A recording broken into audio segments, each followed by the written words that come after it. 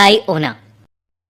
जिंदगी में हमारी मुलाकात कई लोगों से होती है और हर मुलाकात का अपना एक एहसास होता है। पर क्या हो अगर एक मुलाकात आपकी जिंदगी ही बर्बाद कर दे। ये कहानी जापान में रहने वाले एक लड़के उनाकी की है। उनाकी की जिंदगी काफी सिंपल थी। दिन में कॉलेज की क्लासेस होती थीं, शाम लाइब्रेरी में बैठे असाइनमेंट सॉल्व करते हुए निकल जाती थी और रात कंप्यूटर गेमिंग में गुजरती थी। पर 21 अक्टूबर की रात उसकी जिंदगी बिल्कुल बदल गई। उनाकी अक्सर कॉलेज से सीधा लाइब्रेरी जाकर पढ़ाई करता था। उस दिन उनाकी काफी थका हुआ था, इसलिए उसकी आंख लाइब्रेरी में ही लग गई और जब आंख खुली तो उसने देखा कि घड़ी में रात के 12:30 बज रहे हैं। उनाकी कभी भी इतनी देर रात अपने घर से बाहर नहीं रहता था। उसने फटाफट से अपने सामान को पैक किया और अपने घर की ओर निकल गया। उनाकी का घर लाइब्रेरी से करीब 20 मिनट दूर था, पर उसके घर जाने के लिए एक शॉर्टकट रास्ता भी था, जिससे वो बस 10 मिनट में पहुंच जाता था। लेकिन उसे सब लोग उस शॉर्टकट को लेने से अक्सर मना किया करते थे। उस शॉर्टकट वाले रास्ते पर कोई भी लैंप या रोशनी नहीं थी। उस रास्ते पर बिल्कुल अंधेरा रहता था और लोग कहते थे कि उस अंधेरे में अकाई ओना रहती है।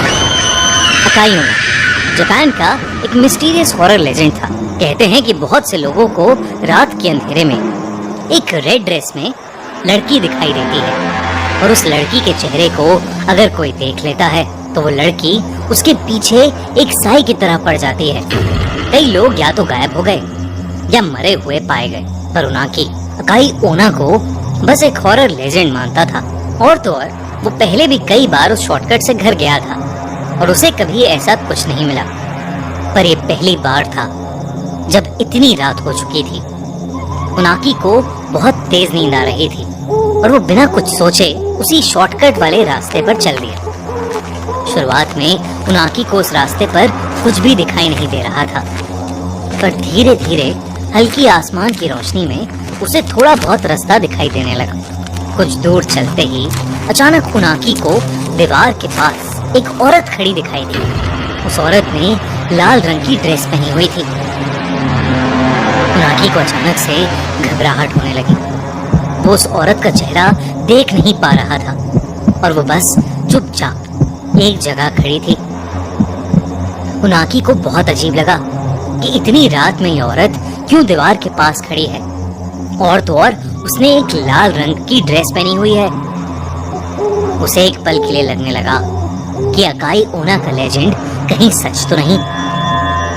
फिर भी उनाकी बिना कुछ बोले अपना सर झुकाए आगे चलता रहा। लेकिन जैसे ही उनाकी उस औरत के पास से गुजरा, उससे रहा नहीं गया और उसने नजर उठाकर उस औरत के चेहरे को देख लिया और उसके होश उड़ गए। उस औरत का चेहरा भयानक था, इतना सफेद कि ऐसा लग रहा था कि वहां पर किसी औरत की लाश खड़ी हुई है। इतना अजीब चेहरा उनाकी ने आज तक नहीं देखा था। उनाकी उस औरत को देखकर बहुत डर गया और वहां से जल्दी से भाग गया। जैसे तैसे वो अपने घर पहुंचा। उनाकी ने जो देखा वो उसे भुला नहीं पा रहा था।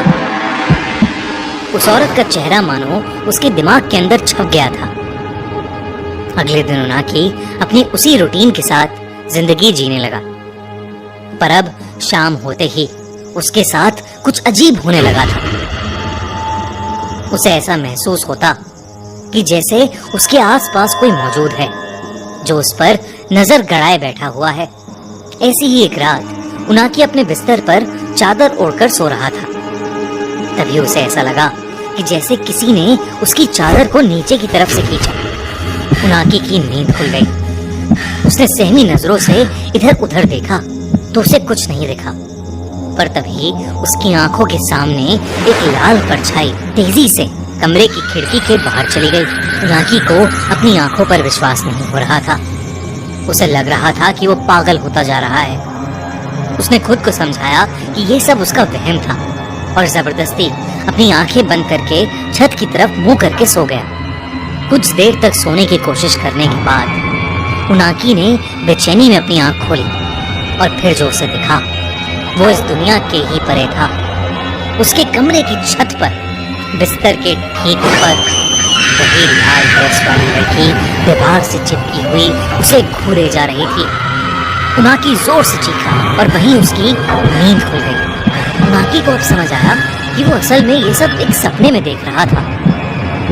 उसका गला बुरी तरह सूख गया और पूरा शरीर पसीने पसीने में भीगा था। तभी वो उठकर पानी पीने लगा। पानी पीते हुए उनाकी की नजर अपने कमरे की खिड़की पर गई और उसके हाथ से उसका पानी का गिलास छूट गया। खिड़की के ठीक बाहर वही लाल ड्रेस वाली औरत खड़ी थी और वो अपने उसी भयानक चेहरे से उनाकी को घूरे जा रही थी। लेकिन उनाकी ने जैसे ही लाइट्स ऑन की तो उसने देखा कि खिड़की पर कोई नहीं है। दिन ब दिन ये सब इंसिडेंट्स बढ़ते जा रहे थे। उसे हर जगह अकाई ओना दिखने लगी थी। उनाकी ने अपने कुछ दोस्तों से भी इस बारे में बात की, पर किसी ने भी उसकी बातों पर विश्वास नहीं किया। उसके दिमाग में यही चल रहा था कि कहीं वो अब गायब तो नहीं हो जाएगा। उनाकी का डर बढ़ता ही जा रहा था। उसने डिसाइड किया कि वो पुलिस स्टेशन जाकर वहां से मदद मांगेगा। पर तभी उसे अपने घर के मेन गेट खुलने की आवाज आई। उनाकी हिम्मत करके बाहर देखने गया तो उसने देखा कि उसके घर का दरवाजा पूरा खुला हुआ था और बाहर से तेज हवाएं अंदर आ रही थीं। उनाकी ने अपने एक दोस्त को सब कुछ बताने के लिए फोन मिलाया। उनाकी बस अपने साथ हुए इंसिडेंट्स के बारे में बोलता चला गया।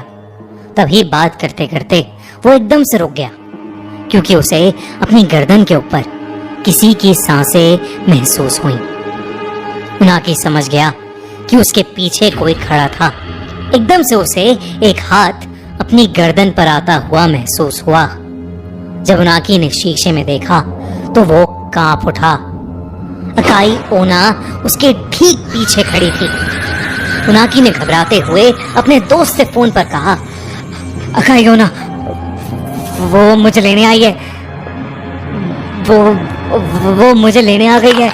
कुछ ही देर बाद उनाकी का दोस्त उसके घर पहुंचा।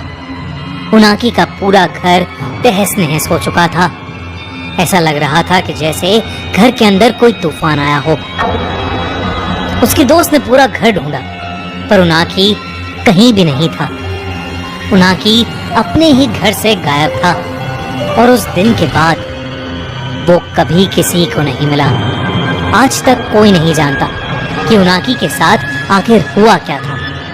कौन है अकाई ओना और क्यों वो जापान में लोगों को गायब कर रही है? इन सभी सवालों के जवाब तो हमारे पास नहीं है, पर हम सिर्फ इतना जानते हैं, अगर आपको कभी कोई ऐसी औरत किसी अंधेरी गली में खड़ी दिखाई दे तो वहां से वापस मुड़ जाना ही बेहतर है।